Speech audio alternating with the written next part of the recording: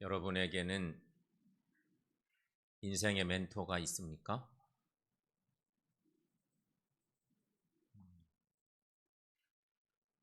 조금 쉬운 말로 말하면 좋은 선생님 정도로 생각할 수 있을 텐데, 그보다 더 깊은 의미가 있죠. 멘토라고 하는 건 자신의 경험과 지식을 바탕으로 다른 사람을 지도하고 조언해 주는 사람을 멘토라 이렇게 말합니다.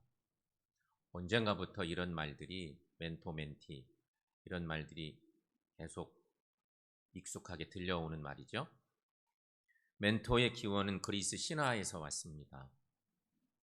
신화 얘기를 많이 알죠. 그리스의 오디세우스 왕이 트로이 전쟁을 떠나면서 아들 텔레마코스를 걱정이 되어서 이 왕이 아들을 가르치고 잘 돌봐주고 선생님 역할도 하고 부모 역할도 하고 잘 길러줄 한 사람이 필요했는데, 그 왕의 친구 이름이 멘토였습니다. 왕이 생각할 때 이 멘토가 아들을 딱 맡기면, 왕자를 딱 맡기면 좋겠다 싶어서 책임지고 잘 가르쳐라고 부탁하고 맡긴 것입니다. 멘토는 왕자의 선생님처럼 혹은 친구처럼, 때로는 좋은 상담자처럼, 때로는 아들처럼 여러 모양을 갖추고 자신이 경험한, 자신이 축적한 지식을 완전 녹여서 이 왕자를 잘 가르칩니다. 전쟁이 끝나고 돌아오는데 왕이 10년을 기다려야 했습니다. 트로이 전쟁에 나간 이 왕이 집으로 돌아오는 데까지 걸린 시간이 10년이 걸렸어요. 10년이라는 세월이 흘렀지만 왕자는 훌륭한 왕으로 잘 자랐습니다. 오디세우스 왕이 돌아와 보니 백성들이 풍요롭게 잘 살고 있었습니다. 젊은 왕이 나라를 잘 다스리고 있고 백성들에게 존경받고 있는 얘기도 듣습니다. 걱정하고 떠났는데 친구 멘토가 내 아들을 너무 잘 길러줬구나. 왕은 그렇게 생각한 것입니다. 여러분, 그때부터 멘토라고 하는 말이 사용되기 시작한 것입니다. 다시 한번 묻습니다, 여러분. 우리에게 멘토가 있는가? 내게는 멘토가 있는가? 그런 물음. 그리스도인의 멘토는 예수님입니다. 여러분, 그렇게 고백하십니까? 그리스도인에게 최고의 멘토는, 아니 유일무이한 멘토는 예수님이심을 믿습니다. 그리스도인은 그래서 예수님을 바라보고 본을 받아 사는 사람입니다. 여러분, 예수님 사랑하십니까? 우리들 인간들도 서로 사랑하면 어떻게 돼요? 두 사람이 사랑해요. 그러면 어떻게 될까요? 닮아가게 돼 있습니다. 사랑하면 닮아가게 돼 있어요. 부부간에도 마찬가지. 진짜 사랑하는 사람은 생각들도 비슷해지고 생활 양식들도 닮아가고 사랑하는 만큼 닮아가게 돼 있습니다. 예수님을 사랑하십니까? 자동으로 우리가 해야 될 일, 예수님을 닮아가는 일인 것입니다.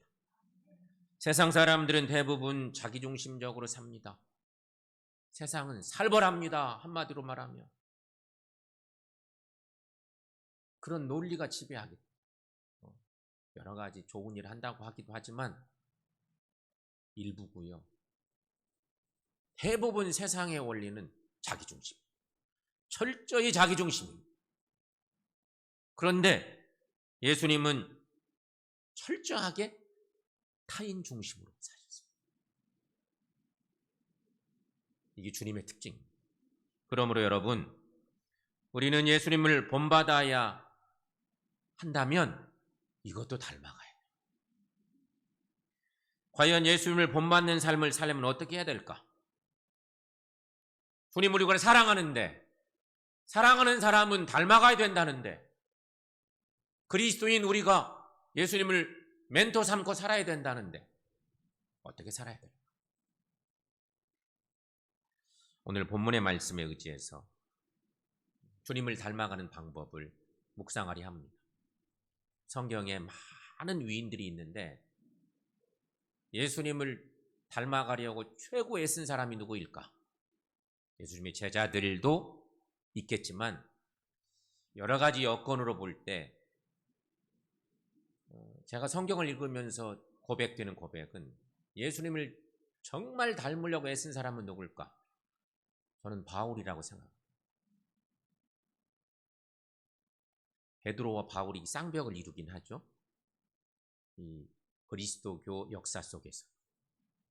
그런데 바울은 대접받지 못하고 엄청 어려운 가운데 하나님의 나라를, 하나님의 교회를 세워간 사람인데 여기저기 서신서의 많은 말씀 부분 속에 예수의 정신이 막 묻어나는 거예요. 그가 쓴 서신서의 한 도막의 말씀이 오늘 예수 닮는 우리에게 교훈을 주고 있는 중요한 메시지라는 것입니다.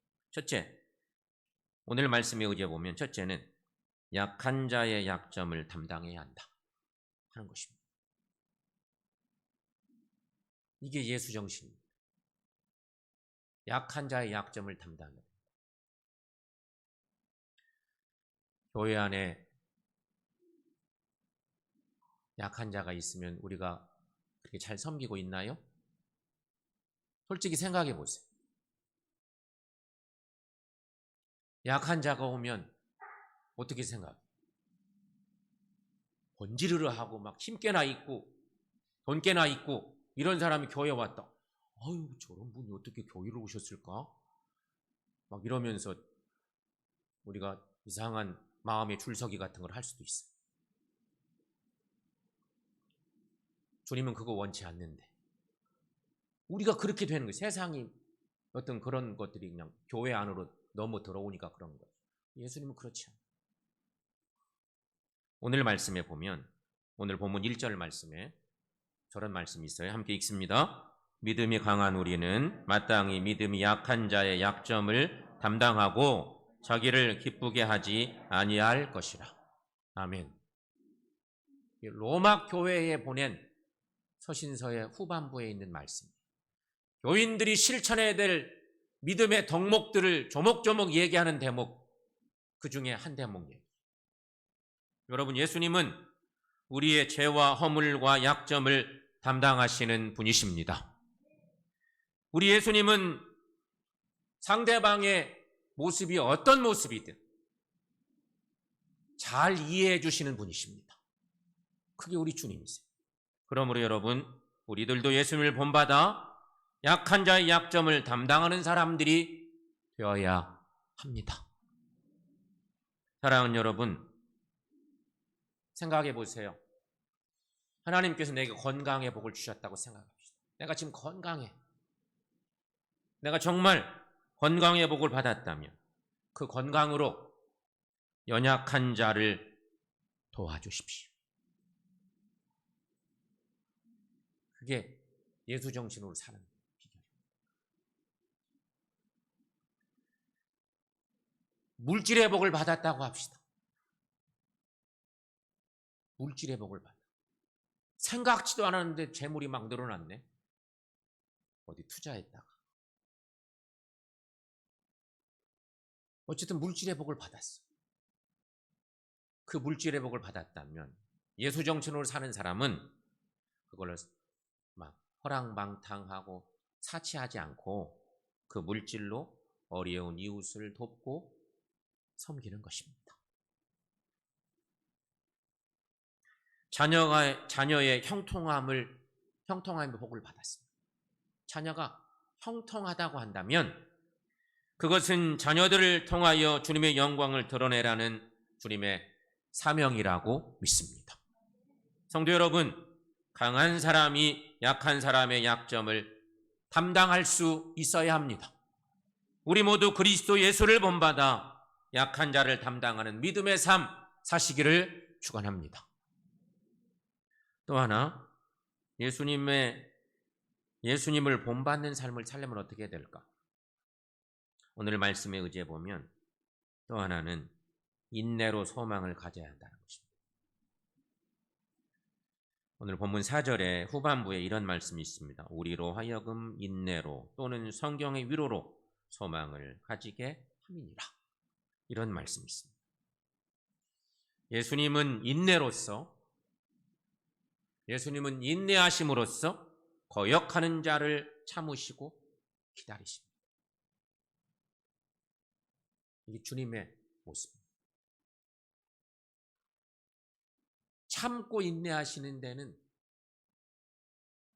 너무너무 잘하시는 예수. 우리 같으면 몇 번 엎어졌을 법한데 예수님은 인내하심으로 거역하는 자를 참으시고 기다리셨습니다. 이렇게 인내로 소망을 갖는 것이 바로 예수님을 본받는 삶입니다. 인내란 고난 속에서도 흔들리지 않고 신앙을 지키는 것을 말하는 것입니다. 인내는 우리로 환난을 능히 견디는 소망의 사람으로 만들어줍니다.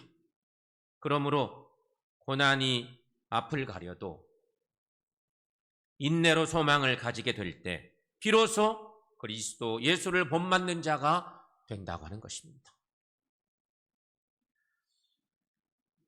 오늘도 하나님을 예배하러 온 우리들 주의 성전에 있습니다.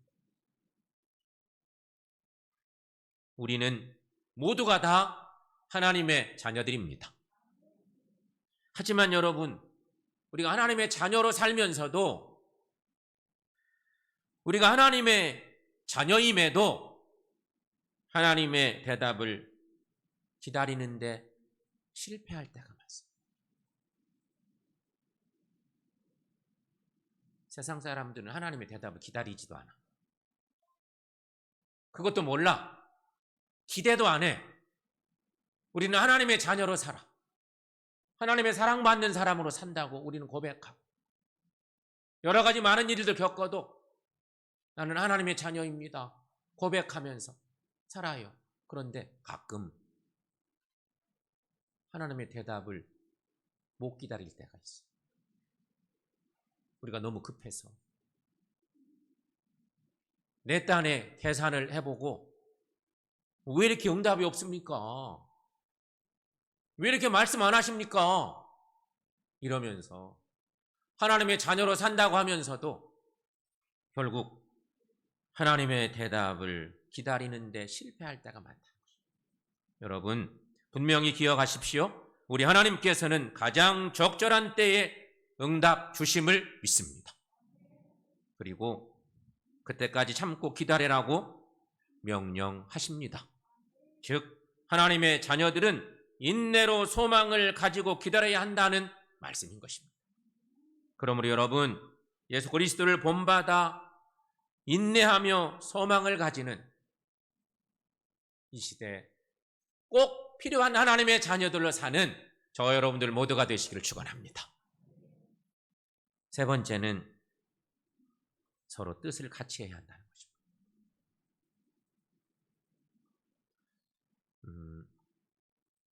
남미 지도가 저기 하나 올라와 있는데 아르헨티나와 칠레는 남북으로 가장 긴 나라라고 흔히 그런 표현도 하죠.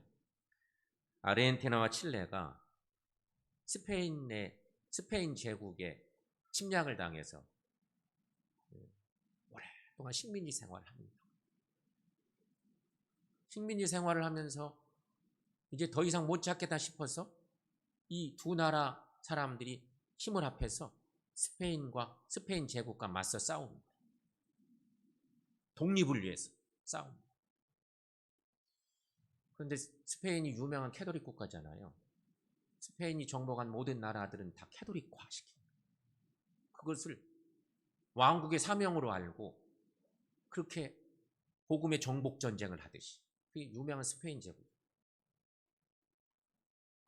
지배받고 있던 이 두 나라 사람들이 힘을 모아서 결국 스페인을 몰아냅니다. 그래서 독립을 이루죠. 하지만 영토 문제로 장기간 분쟁을 계속 하게 되고 결국은 유혈 사태로까지 발전을 합니다. 이 두 나라 간. 나라는 회복해서 독립은 이루었는데 그리고 이들이 다 기독교인이 된 거예요. 그런데 영토 문제 때문에 싸우다가 유혈 사태까지 벌어지는 비극이 일어납니다. 1900년도 딱 1900년 부활절 아침 아르헨티나의 한 사제가 사람과 사람, 국가와 국가 사이에 화해와 우정을 맺는 것이 예수님의 가르침이라고, 예수님의 가르침을 따르는 일이라고 막 강론을 합니다. 예수 정신으로 사는 것이 얼마나 중요한지 그것을 전합니다. 이 사제는 아르헨티나에서만이 아니라 국경을 넘어 칠레에 가서도 똑같은 메시지를 막 전합니다. 양국이 싸우니까.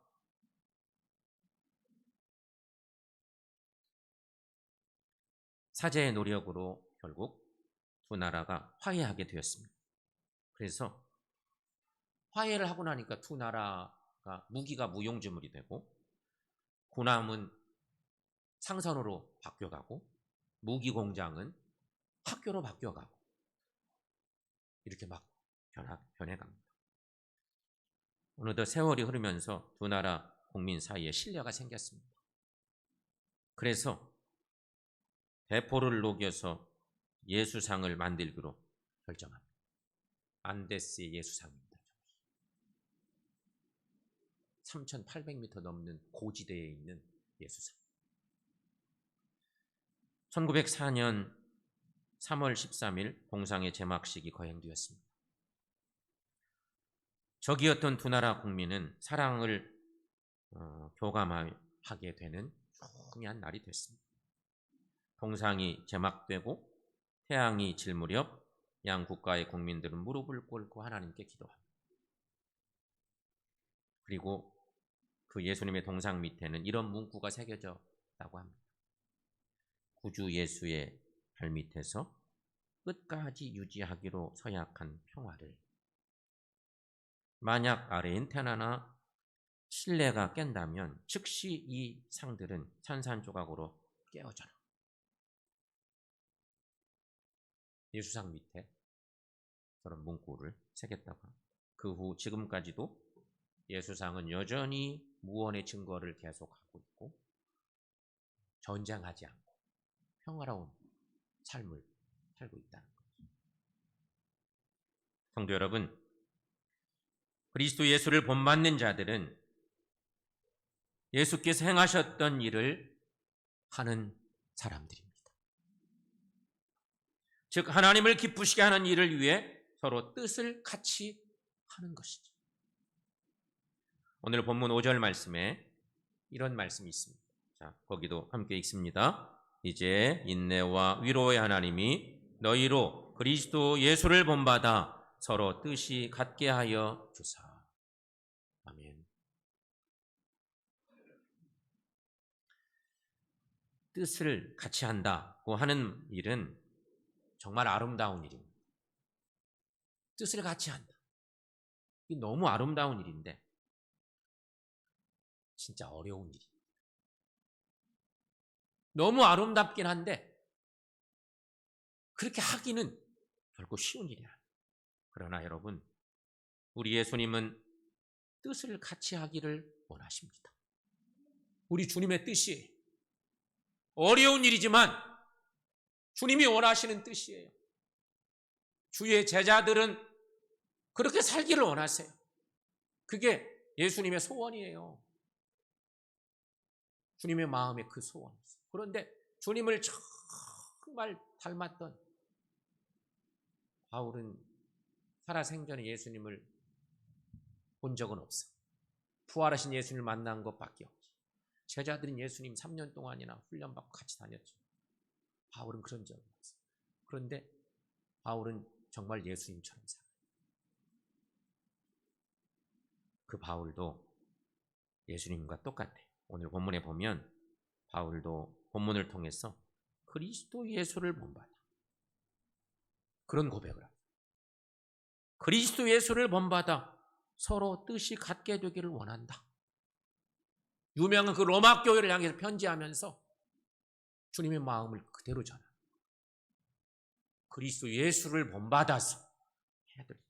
그러므로 그리스도를 본받아 사는 것이야말로 하나님께 영광을 돌리는 일입니다. 여러분, 우리는 서로 하나 되어야 합니다. 이것이 하나님의 뜻이라는 것입니다. 그런데 여러분, 하나 되어야 된다 하는 이런 고백들을 우리가 너무 많이 듣고 그런 운동을 벌이지만 그리스도를 본받아 한 뜻으로 주님을 예배하고 섬겨야 된다고 하지만 교회 안에도 서로 분열시키고 마음을 나누고 공격하고 마음 아프게 하고 이런 일이 얼마나 많은지 몰라요. 그리스도인의 마음을 나누게 하는 마음은 다 성령이 시키는 마음이 아니에요. 그건 적 그리스도가 시키는 거예요. 마귀가 시키는 거예요. 성도 때는 마음을 나누고 그거 하지 마. 서로 마음을 공격하고 안 된다. 그렇다면 여러분,